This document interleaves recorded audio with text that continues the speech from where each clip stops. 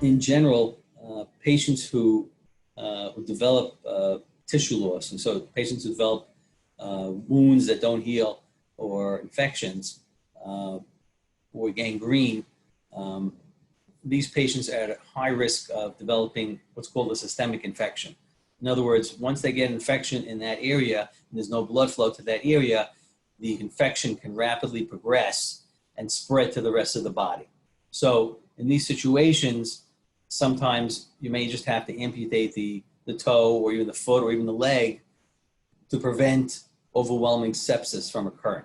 So sometimes you have no choice. If in the setting of a severe infection or in really a large amount of dead tissue, you got to get rid of that quickly to prevent the patient from dying. So that's one reason why you have to have an amputation.